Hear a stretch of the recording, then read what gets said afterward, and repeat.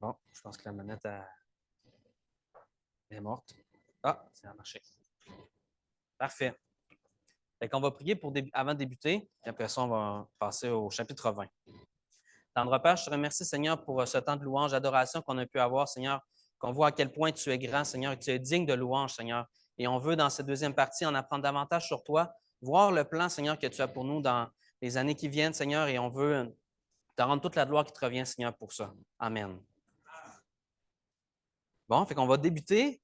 On va faire juste un petit court rappel sur le dimanche dernier. Il y en a peut-être qui étaient absents comme moi. Donc, on a vu la semaine passée le chapitre 19. Et dans le fond, ce que Ruben, en fait, nous a apporté de ne pas oublier, c'est que ça ne parle pas simplement de la bête, mais de la victoire sur la bête. Et c'est important. Puis, quand il a mentionné ça, j'ai dit c'est tellement vrai que quand on dit l'Apocalypse, automatiquement, personnellement, ma première pensée, c'est pas envers Dieu que je l'avais. C'était l'Apocalypse, le diable. On dirait qu'on a tellement associé l'Apocalypse à quelque chose de mauvais, quelque chose de terrible, qu'on dirait qu'on a oublié le message qui était le plus important de l'Apocalypse. Je parle pour moi. En fait, que c'est en fait la victoire de Dieu sur Satan. Là, c'est ça qui est le plus important. Puis c'est dur, en fait, de changer un peu notre pensée vers ça, mais je pense que les derniers chapitres nous aident vraiment à ouvrir notre pensée vers ça. Puis on a vu en dernier que Dieu, en fait, on le connaît, la fin de l'histoire, c'est plus un secret pour personne. Dieu est victorieux de l'Apocalypse. Puis Ruben a terminé en donnant trois choses, en fond, d'adorer Dieu, car la victoire est certaine et véritable, d'adorer dans une attitude d'humilité mélangée d'assurance et de la victoire, que la victoire de Dieu soit la source de notre joie en Jésus au milieu de circonstances difficiles. Parce que tout au cours de l'Apocalypse, puis même moi, quand j'ai les chapitres que j'ai présentés, on est toujours un peu tiraillé, notre cœur est un peu tiraillé parce qu'il y a des passages difficiles. On voit la persévérance, il y a des gens il va y avoir de la persécution, c'est difficile, mais c'est de toujours persévérer dans la parole de Dieu, de persévérer en lui parce qu'on sait qu'il va être victorieux. Mais ça ne veut pas dire que ça sera sans difficulté. Donc, c'est important, en fait, de voir ce passage-là. Puis le chapitre 20, est quand même un passage qui est pas simple. Ça parle de beaucoup de choses, puis il y a beaucoup de controverses un peu par rapport au chapitre 20, par rapport aux dates. Vous savez, les chiffres, hein? On l'a vu, on a vu le chiffre 7, on a vu le 666. Les chiffres, là, ça peut vouloir dire beaucoup de choses, puis ça amène des fois des petits combats, des fois, entre chrétiens, de savoir qu'est-ce que ça veut réellement dire. Mais en fait, aujourd'hui, je ne vais pas vous dire, je ne vais pas vous donner la vérité sur ces chiffres-là. Ce que je veux voir, c'est qu'est-ce que Dieu, lui, nous dit au travers de ça. Puis je pense que c'est d'autant plus important que le chiffre lui-même. Fait que malgré que ce n'est pas évident, je pense que dans la lecture, il faut garder deux choses en tête. Soit que Christ a pris le pouvoir et règne sur le monde et il a remporté une victoire totale et définitive sur Satan. Fait que je vous dis un peu la conclusion un peu de mon message, mais c'est pour le garder en tête pendant qu'on va le regarder aujourd'hui. Je vais prendre une gorgée d'eau.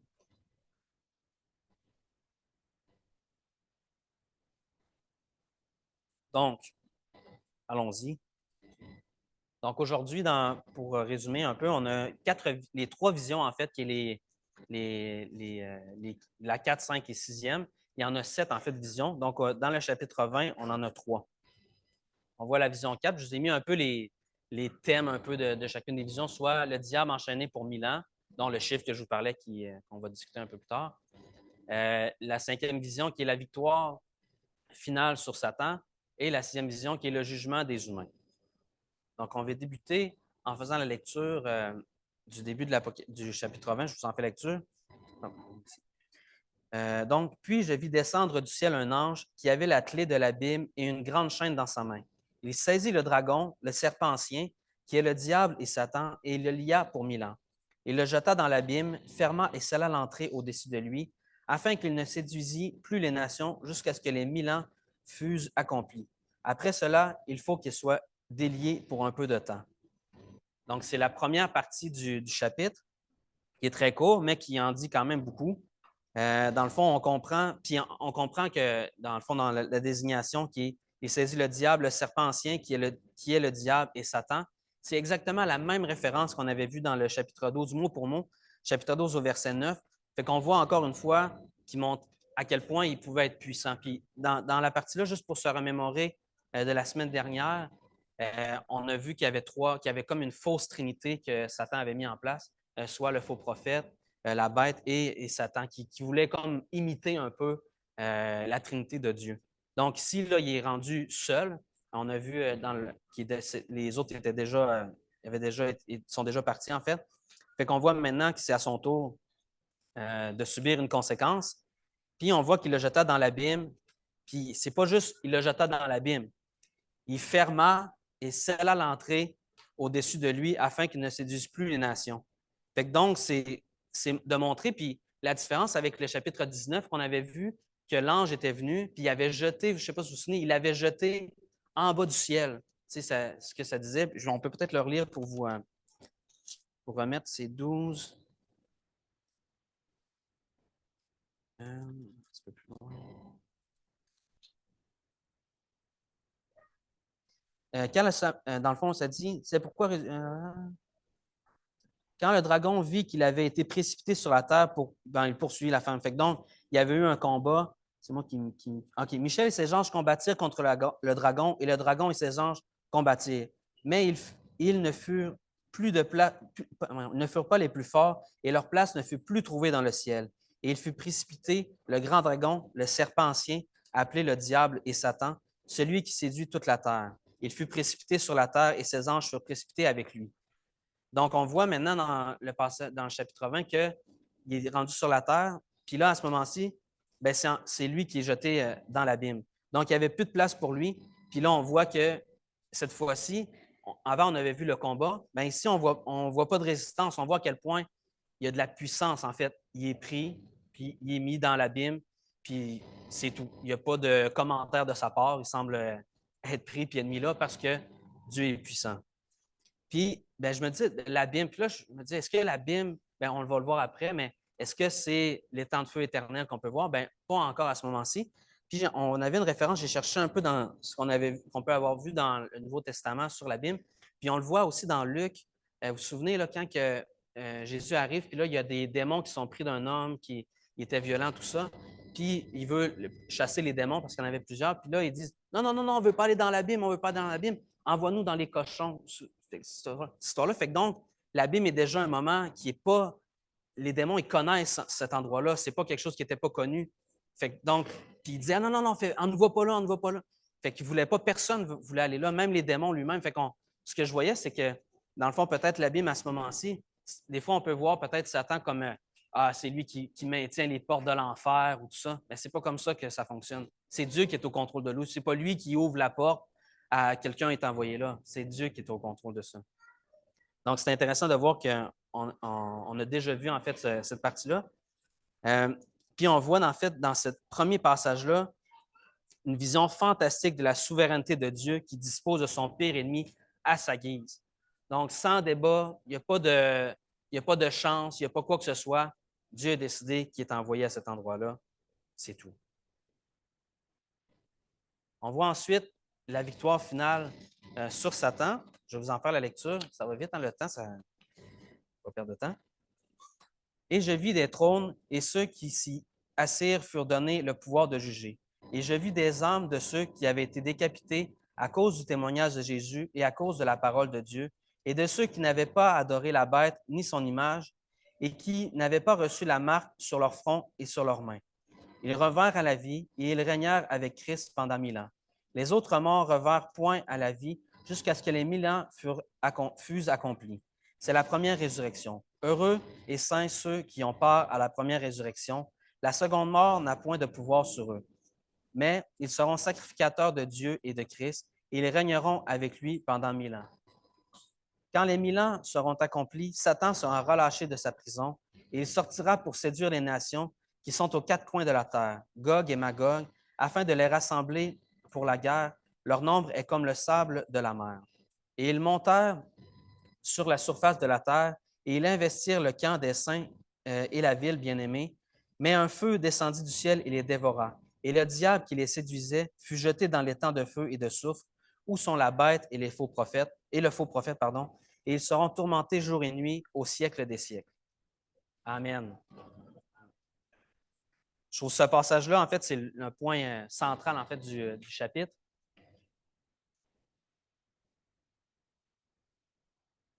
Puis il en dit aussi beaucoup. Puis c'est intéressant, puis je me disais, soyons dans la joie de voir ce passage-là, de lire ça, en fait, qu'on arrive au moment final, en fait, de la victoire de Dieu, en fait, sur Satan. Puis c'est assez clair, en fait. Puis on voit, comme je disais tantôt, bien, qu'il va rejoindre finalement dans l'étang de feu la bête et le faux prophète. Les passages que je vous disais, tu sais, qui peut des fois porter un peu le principe du 1000 ans. Et ce que je veux m'attarder aussi, c'est un petit peu, en fait, c'est la première résurrection. Puis il y a beaucoup de passages, on peut lire beaucoup de choses sur ce temps-là. Mais je pense que le point le plus important, ce n'est pas la durée du 1000 ans, mais c'est la victoire sur la bête. Je pense que c'est ça qu'il faut comprendre, puis pas aller, peut-être aller chercher, puis vouloir, c'est libre à vous de tout le monde de faire ses recherches, puis d'en lire davantage, il n'y a aucun problème à ça. Mais je pense que ce qu'il faut voir, c'est la victoire. Puis par rapport à la résurrection, je vais vous en parler un peu. Bien, avant d'en parler, en fait, je voulais revenir sur le verset 4, qui rappelle en fait ce qu'on a vu au chapitre 6. Puis je trouvais ça intéressant que Dieu n'a rien laissé au hasard. Puis ce qu'il promet, ben, c'est des choses qui arrivent. C'est jamais des paroles en l'air.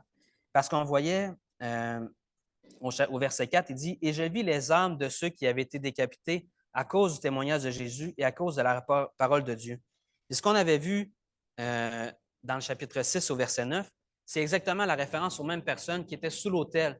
Puis il disait à Dieu, en fait, il disait, tu sais, c'est quand que tu vas faire vengeance de notre mort? Puis il disait, attendez encore un peu de temps, puis on va y arriver. On est arrivé à ce moment-ci, puis il rappelle à ces gens-là, bien, c'est là que ça se passe.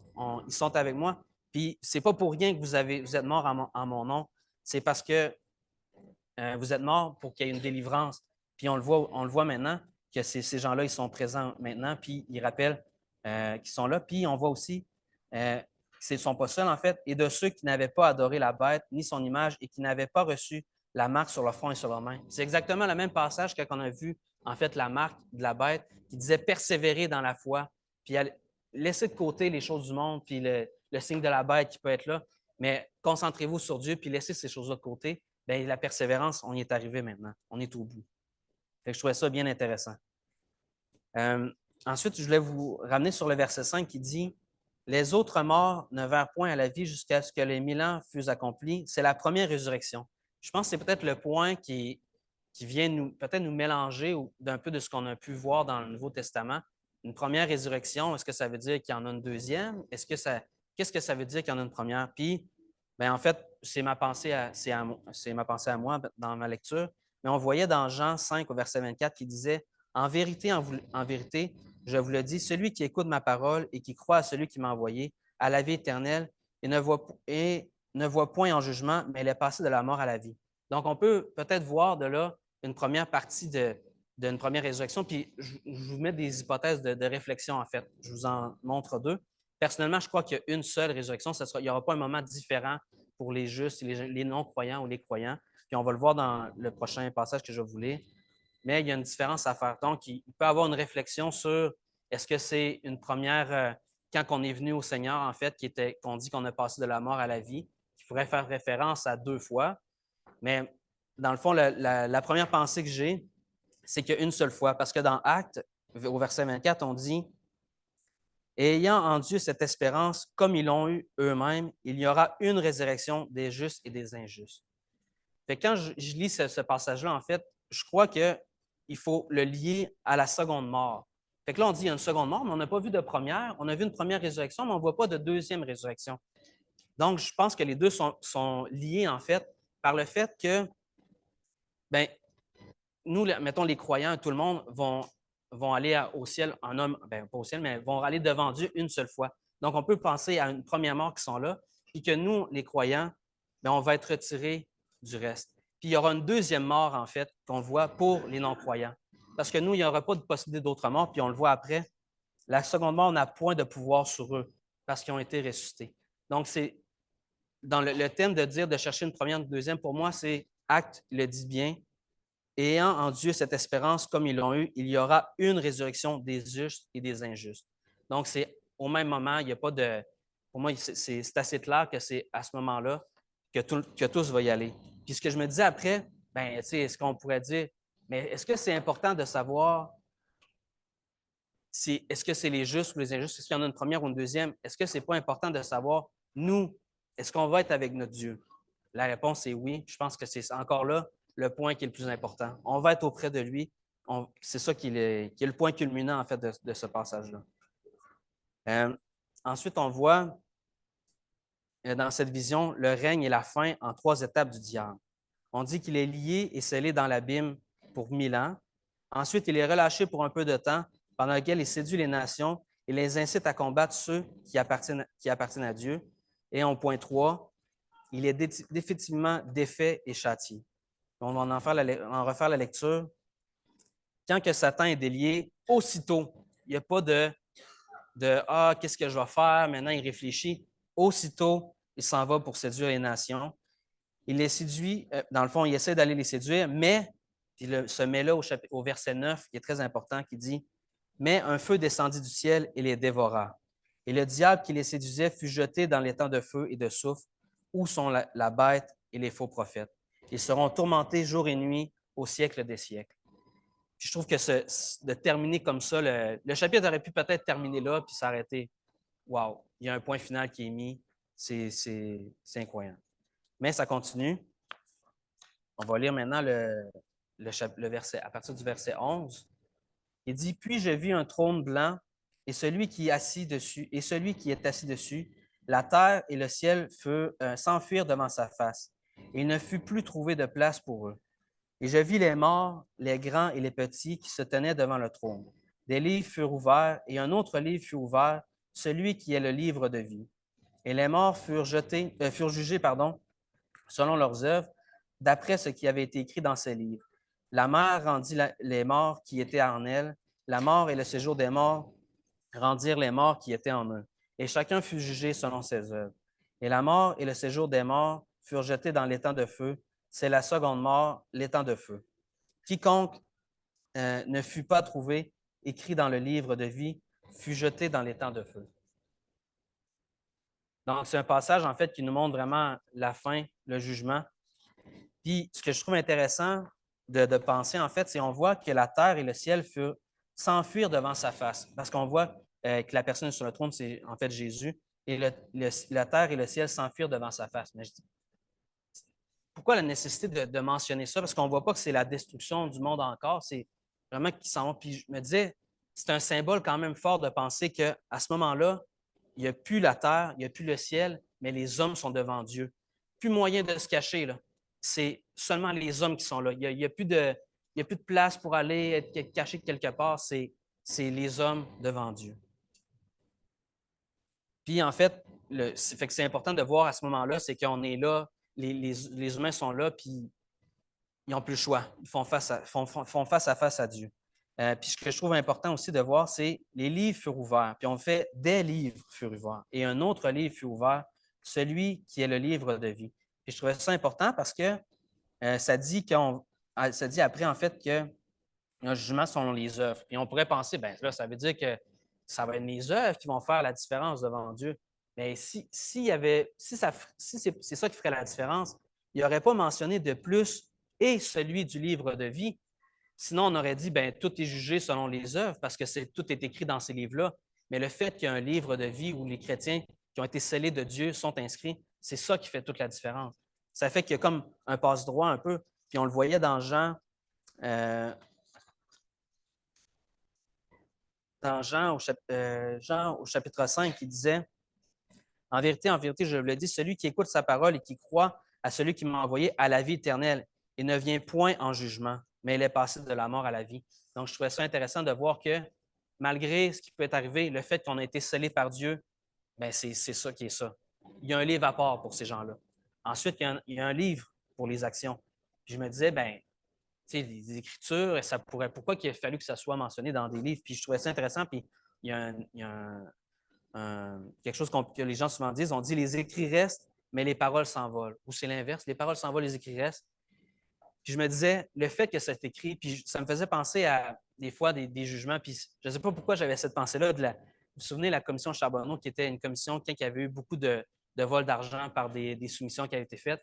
Bien, les hommes qui étaient assis, puis ils n'étaient pas jugés, en fait, c'était juste une commission, mais qui étaient assis, puis ils disaient, vous avez dit telle chose, puis on a des enregistrements que vous avez dit. Je m'en souviens pas. Puis ça venait souvent. Ah, je m'en souviens pas. Peut-être que j'ai dit ça, mais je suis plus sûr. Pourtant, ils s'entendaient le dire, mais je me souviens pas de ça. Mais là, le fait que ça soit écrit, là, devant Dieu, il n'y aura pas Ah, je m'en souviens pas. Peut-être que je l'ai fait, mais je ne suis pas sûr. Non, c'est écrit. Tu l'as fait. Il n'y aura plus moyen de se cacher. Fait que les écrits, là, ils sont là pour rester. Fait que c'est important de s'en rappeler. Mais c'est important aussi de se rappeler pour nous qu'il n'y a pas de problème pour ceux qui sont écrits dans le livre de vie. C'est ça qui est le plus important dans ce passage-là. Puis, une petite anecdote. En fin de semaine dernière, Vanessa et moi, on est allés en camping, en fait, sur l'île verte. Puis, il y avait des activités à faire, puis il y a une musée du squelette, puis on a décidé d'aller voir ça. Dans le fond, c'est les squelettes de plein d'animaux qu'il y a partout dans le monde, en fait, pas seulement ici. Fait que c'est quand même rare, puis c'est quand même spectaculaire de voir. Là, il y avait des squelettes qu'on voit d'éléphants, des choses comme ça qu'on ne voit pas souvent. Puis là, le monsieur, en fait, qui a trouvé ces ossements-là, qui en a acheté, c'était lui qui était présent cette fin de semaine-là. Il expliquait, en fait, où est-ce qu'il a trouvé ça. Il a fait des voyages ailleurs dans le monde. Puis là, à un moment donné, il dit, puis là, j'étais avec Vanessa, et ça nous a pris au cœur. Il dit, si jamais il y a vraiment un Dieu qui a créé ces animaux-là, il était vraiment, comment il a dit, il était vraiment paresseux. Je disais, voyons, pourquoi il dit ça? Là, il était vraiment paresseux parce que nous, les hommes, en pas longtemps, on était capable de transformer des races en d'autres choses. Fait que Dieu, là, si c'est vraiment lui qui a créé ça, il était vraiment à l'âge, puis il n'était pas bien bon, parce que, tu sais, nous, on était capable de modifier puis d'adapter selon nos conditions de vie, tout ça. Fait que, j'étais là, mais voyons comment. Puis il le répétait, là, il ne l'a pas dit juste une fois. Hey, j'ai des sueurs qui me sont venues dans. Puis là, il y avait plein de monde, puis là, je me disais, est-ce que c'est un moment que. Tu sais, est-ce que, après, dans le fond, on a décidé de quitter plus rapidement, finalement, la visite. Puis là, on s'en a reparlé le soir parce que ça nous avait quand même touché. Puis là, je me disais, est-ce que c'est un moment que j'aurais dû intervenir? Tu sais, il y avait plein de gens présents, puis, tu sais, on a pensé nos pensées pour nous, puis on a décidé de quitter, puis ça comme ça. Mais des événements comme ça, là, il va en avoir de plus en plus. Que les gens vont parler ouvertement que Dieu, que c'est pas vrai, que c'est pas bon, que s'il est là, s'il existe vraiment, là, mais il n'est pas si bon que ça. Regardez ce que nous, les hommes, on en arrive à faire. Je me dis, hey, en plus de dire que Dieu est paresseux dans sa création, il plaçait l'homme au-dessus de Dieu. Je me dis, c'est des paroles comme ça qui fait qu'on doit aller autour de nous, puis en parler, puis de dire que Dieu est le vainqueur, parce que la fin de l'histoire, on la connaît. Elle est là, puis elle est écrite. Donc, il ne faut pas rester fermé à ça, mais il faut l'exprimer. Puis dans ma conclusion, je peux inviter l'équipe de louange à venir à l'avant. Ce que je pense qu'il est important de se rappeler dans ce passage-là, en fait, c'est la persévérance de notre confiance en Dieu. Des fois, ça peut être difficile. On peut, comme à ce moment-là, j'aurais pu me dire, hey, ben, il n'y a pas tort, le monsieur. Tu sais, c'est vrai il y a des bêtes qui avaient des cornes, puis on a fait des accouplements, puis ça l'a modifié. Mais il n'y a pas tort. Dans le fond, Dieu, il n'a pas si bien pensé que ça. Mais je pense que non. Puis je trouve ça, j'aurais voulu peut-être lui mentionner, est-ce que tu ne trouves pas ça merveilleux que Dieu a permis toute cette créature-là et que maintenant on est libre de l'utiliser pour nous? C'est ça qui est merveilleux en fait. Puis là, lui, il parlait de millions d'années, mais il disait en 10 000 ans ce que l'homme a pu faire, mais c'est même plus court que ça, ce que Dieu a pu accomplir. C'est en un instant, en un clin d'œil, Dieu a mis sa création en place. Ça, c'est impressionnant. C'est ça qui est impressionnant. Puis je rappelle un peu ce qu'on a vu aussi la semaine dernière. La victoire de Dieu est parfaite et certaine. C'est sûr que ça va arriver. Ils ne sont pas écrits là parce qu'on n'est pas sûr, puis on voulait. Puis si l'Apocalypse n'était pas là, peut-être qu'on serait toujours là à se dire, hey, là, on ne saurait pas, puis là, on attend, puis on ne sait pas. Bien, Dieu nous a donné les promesses qui sont écrites. Dieu honore toujours sa parole. Amen. Oui. Oui, merci Gilles. Le rappeler, c'est vrai. C'est 7 heures, 7 heures, 7 heures. Hein? 7 heures ici en haut, la réunion de prière mercredi soir. Prions. Tendre Père, je te remercie, Seigneur, pour ces paroles qu'on peut lire ce matin, qu'on voit que ta victoire est sûre et certaine. Elle est même parfaite, Seigneur. Il n'y a aucun détail, Seigneur, qui est laissé au hasard.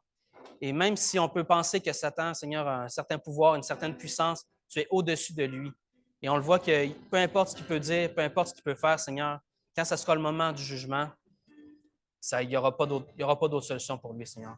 Et ce matin, Seigneur, on veut se rappeler ces choses pour être persévérant dans notre foi, Seigneur, avoir confiance en toi parmi les épreuves qu'on peut voir, avoir une confiance d'être capable aussi de divulguer ta parole, Seigneur, d'en parler aux autres, aux gens qui nous entourent, à nos familles même, qui peuvent des fois s'être éloignés de toi, Seigneur, ou ne pas te connaître encore, Seigneur.